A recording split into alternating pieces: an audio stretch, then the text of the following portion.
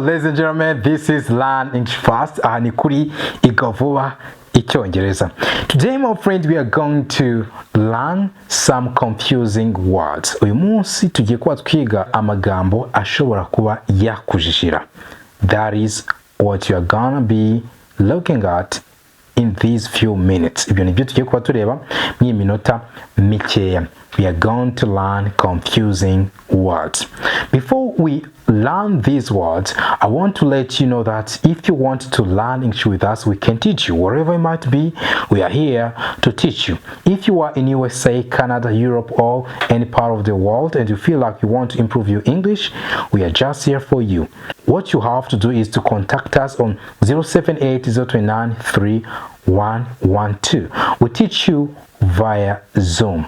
Plus something else, if you need a book, you might be on beginners level, niyo waba uri umutangizi ukaba ukeneye igitabo cyo gufasha kwiga Icyongereza cyakugeraho aho waba uri hose. Wowe kigomba gukora, waduhamagara cyangwa ukatwandikira kuri 080-29-311-12, cyangwa se ushaka kwiga kuri Zoom aho waba uri hose twakwigisha, ni ugukoresha inimero yacu 080-29-311-12.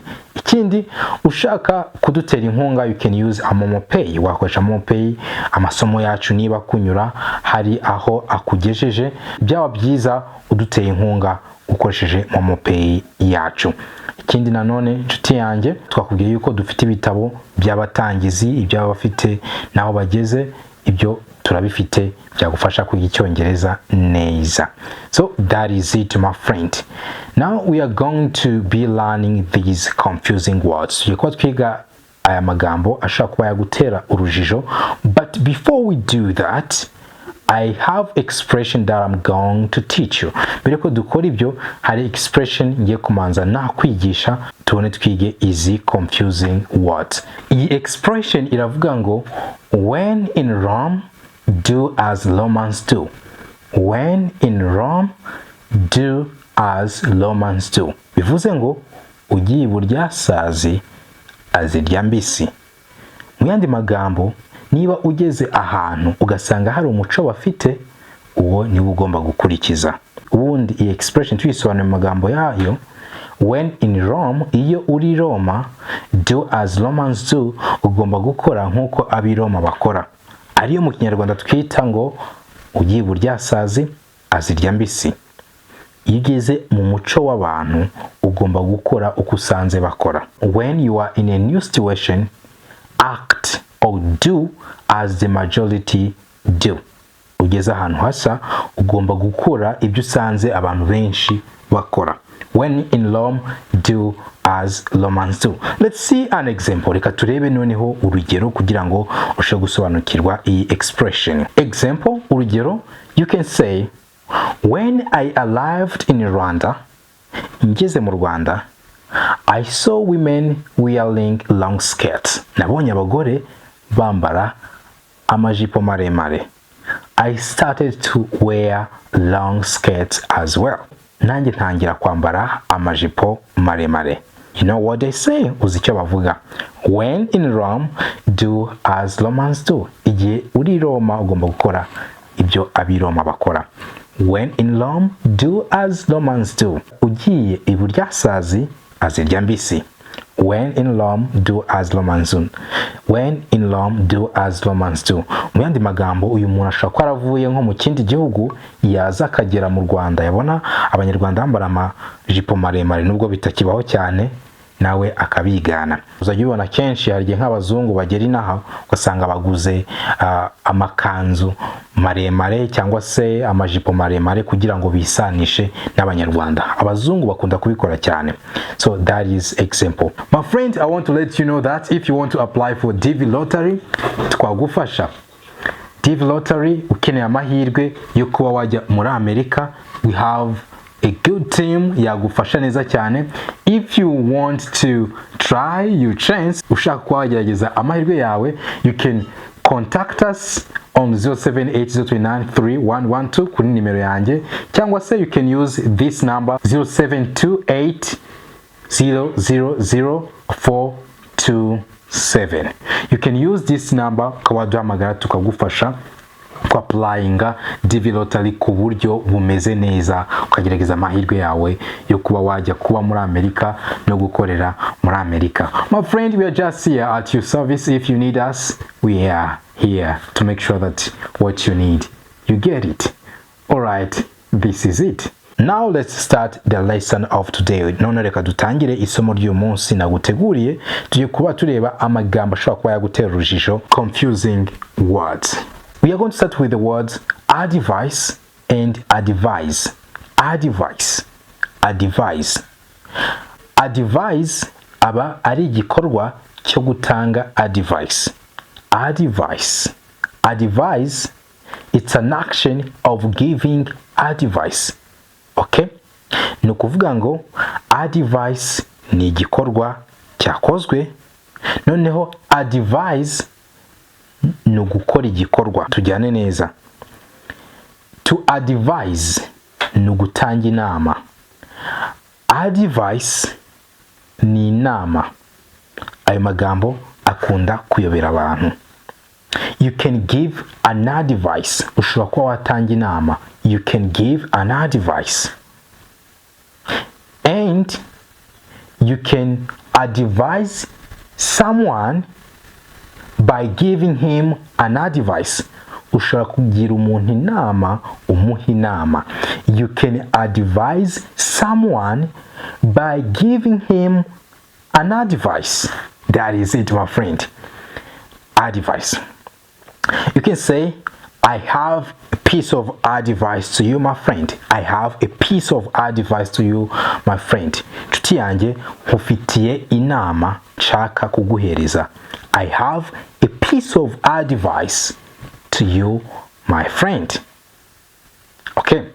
Let's see another example. Reka tube twareba urundi rugero. Twavuga ngo, my friend advised me to pay the debt.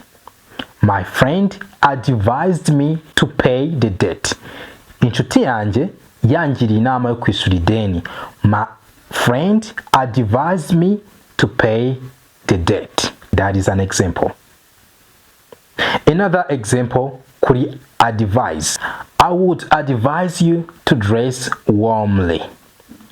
I would advise you to dress warmly because it was cold.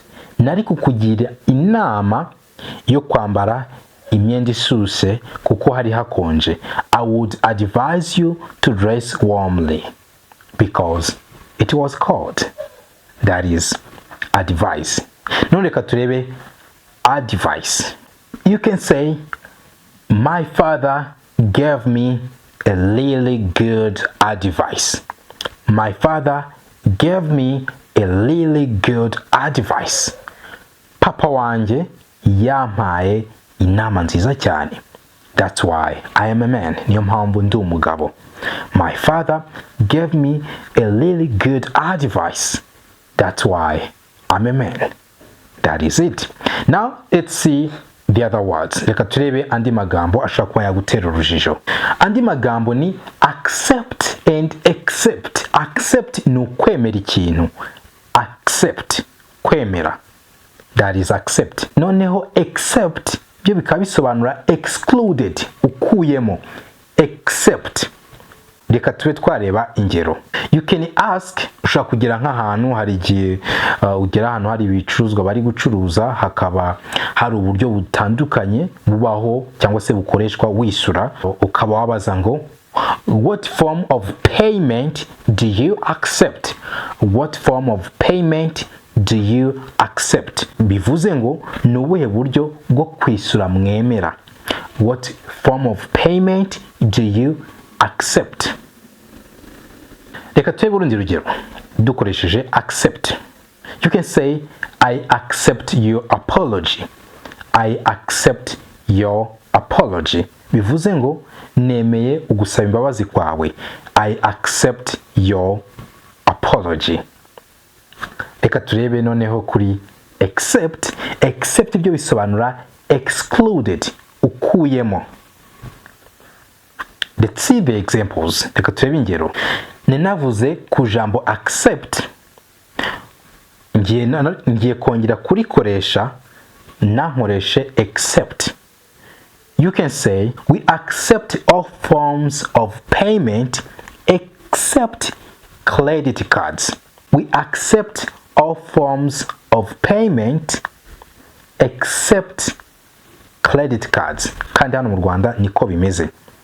Twemera uburyo bwose bwo kwishyura.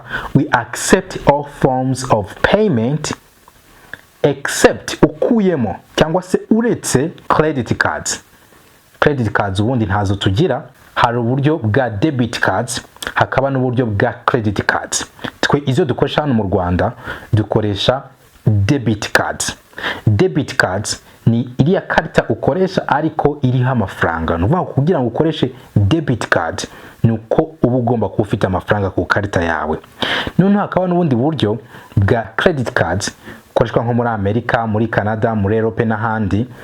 Ubwo buryo bwa credit cards bwo rero icyo gihe uba udafite amafaranga ku karita ariko ukaba wayikoresha ukajyamo umwenda. Ubwo nibwo buryo bwitwa credit cards. Hano mu Rwanda rero dukoresha uburyo bwa debit cards. Ari amakarita dukoresha ya Mastercard ya abari debit cards, still uyakoresha bisaba kuba ufite amafaranga. So then ushaka kuba wajya guhahira ibintu ahantu ukabaza ngo nowe buryo mukoresha hano mwishyura, bakaba gusubiza ngo we accept all forms of payment. Uburyo bwose bwo kwishyura turabwemera, bivuze ngo twemera mobile money, twemera banke, twemera n'ubundi buryo buhari except ukuyemo credit cards. Ugukoresha credit cards byo ntabwo bikunda. Andi magambo confusing abantu ni along na long. Along bisobanura iki? Along bisobanura beside, iruhande, beside. Okay? Let's see example. Reka turebe urugero. You can say I saw teacher walking along the bank of river. Nabonye mwarimu ari kugenda ku nkengero z'umugezi. Okay? That is it. That is along. Along no kuba ari beside, iruhande. Okay? Another example. Urundi rugero. I advise you to walk along the street. Ugira inama yo kugenda iruhande rw'umuhanda. I advise you to walk along the street. Ugira inama yo kugenda iruhande rw'umuhanda. To walk along. None reka turebe long. Long yo tuyikoresha tuvuga length of something, uburebure bw'ikintu. Length. Bango long ni ikintu kirekire. Let's see example. You can tell someone use a long piece of cloth. Use a long piece of cloth. Koresha umwenda muremure. Use a long piece of cloth. Okay? A long ni ikintu kirekire. Hari along hakaba na along. Nibango ni a ndi kongera kuri long. Long ni ikintu kirekire none iri kuba yakurikiranye na along bikaba along. Use a long piece of cloth. Okay? Koresha umwenda muremure. That is it. Let's see another example. Reka turebe urundi rugero. You can say this wire is too long. This wire is too long. Bivuze ngo iri tsinga ni rirerire. Bivuze ngo uru rusinga ni rurerure. This wire is too long. That is it. Andi magambo ngiye gusobanura ni allowed, byombi bivugika kimwe, ariko ni nayo mpamvu ari confusing. Avugika kimwe ariko aratandukanye. Allowed yandikwa na double L na W na O, E and D. Allowed bisobanura kuba wemerewe, biva ku nshinga to allow, kwemerera. Allowed. To allow ni uguha umuntu uruhusa cyangwa se kumwemerera. That is to allow. No, when you are allowed uba wemerewe kuba wakora icyo kintu. Okay? No, allowed ya kabiri yo ikaba isobanura kuvuga urangurura ijwi cyangwa se kuvuga cyane. That is allowed. Reka turebe allowed ya mbere, turebe ingero ebyiri. Ushaka kuvuga urugero, none is allowed to enter into this room. None is allowed to enter into this room. nta muntu n'umwe wemerewe kwinjira muri iki cyumba. None is allowed to enter in this room. Ushobora no kuvuga mu gihe cyatambutse ngo none was allowed to enter into this room. Nta muntu n'umwe wari wemerewe kwinjira muri iki cyumba. Mu gihe kiri imbere ko bavuga ngo none will be allowed to enter into this room. Nta muntu uzaba wemerewe kwinjira muri iki cyumba. That is it. Noneho reka turebe urundi rugero. You can say none was allowed to enter except you. None was allowed to enter except you. Bango nshaka nkoresha allowed ndi gukoresha na except ubyumve. None was allowed to enter except you. Nta n'umwe wari wemerewe kwinjira keretse wowe. None was allowed to enter except you. Nta n'umwe wari wemerewe kwinjira keretse wowe. None reka dukoreshe allowed, ariko iyi allowed isobanura kuvuga cyane. Hari igihe uri kuvuga ijambo noneho ukaba utari kumvikana, none umuntu akakubwira ngo speak aloud. Speak aloud bivuze ngo vuga cyane, rangurura ijwi, speak aloud. That is it. Reka turebe urundi rugero. The teacher was reading a story aloud. The teacher was reading a story aloud. Mwarimu yarari gusoma inkuru aranguruye ijwi. The teacher was reading a story aloud. Andi tugezeho ni already na all lady. Already na all lady biratandukanye. All lady, already biratandukanye. All lady bivuze ngo bose biteguye. Reka turebe ingero. Hari igihe mwarangije kwitegura ukavuga ngo let's go, reka tugende, we are all ready. Twese twarangije kwitegura. Let's go, we are all ready. Ushobora no kubabaza ngo are you all ready? Are you all ready? Ese mwese mwiteguye? Cyangwa se ese mwese mwarangije kwitegura? Are you all ready? Noneho already iyo tukayikoresha tuvuga yuko ikintu cyarangije kuba, ariyo twita mu Gifaransa déjà. Something has happened, ikintu cyabaye. Iyo ni already, ariyo twita déjà mu Gifaransa. Hari igihe ufitanye gahunda n'umuntu ukamubwira ati none se turagenda ryari? Ukamusubiza ngo I have already prepared. Nge narangije kwitegura. I have already prepared. Nge narangije kwitegura. Cyangwa se ukaba wamubwira ngo I have already arrived there. Nge ubu narangije kugerayo. I have already arrived there. That is it, my friend. Now, I hope you know the difference between already and already. Okay? Let's continue. Tugeze kuri beside na besides. Beside bisobanura iki? Beside bisobanura iruhande rwa, next to. That is beside.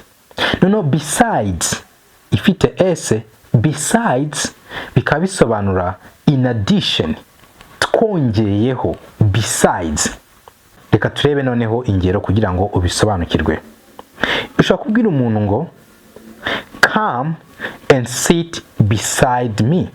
Ngwino wicare iruhande rwanjye. Come and sit beside me. Ngwino wicare iruhande rwanjye. Reka turebe urundi rugero. You can say I saw the keys beside the remote control.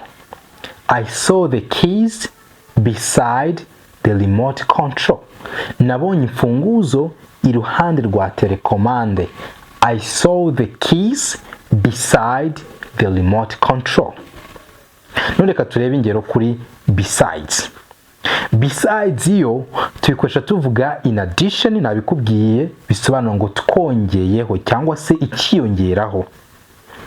Urugero twavuga ngo ushaka kuvuga ngo I love you, ndagukunda.